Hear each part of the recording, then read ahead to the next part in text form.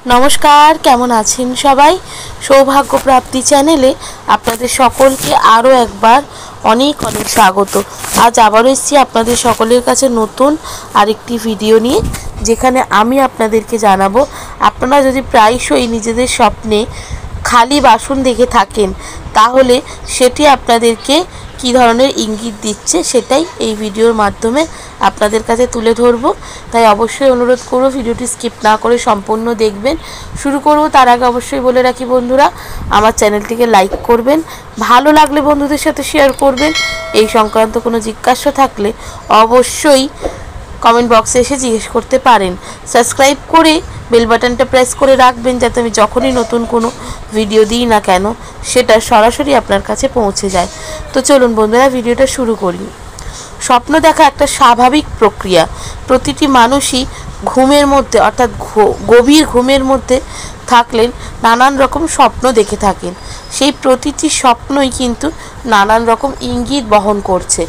অবশ্যই স্বপ্নটি কেমন দেখছেন, কি অবস্থায় দেখছেন, আপনি সেই স্বপ্নের মধ্যে আপনার চরিত্রটা কীরকম সেই সব কিছুর উপর নির্ভর করে কিন্তু সেই স্বপ্নটা কী ধরনের ইঙ্গিত আপনাকে দিতে চলেছে।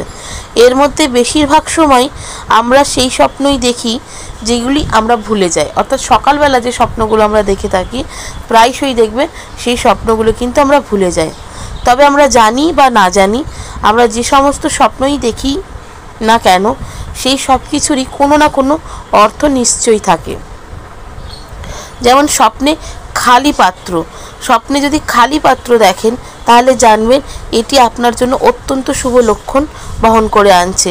স্বপ্নবিজ্ঞান অনুসারে স্বপ্নে খালি পাত্র দেখার অর্থ হলো আপনি হঠাৎই আর্থিক লাভ পেতে চলেছেন।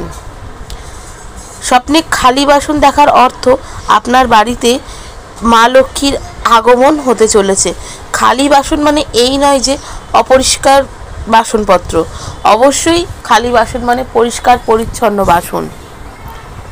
এই ধরনের স্বপ্নকে শুভ বলে মনে করা হয়।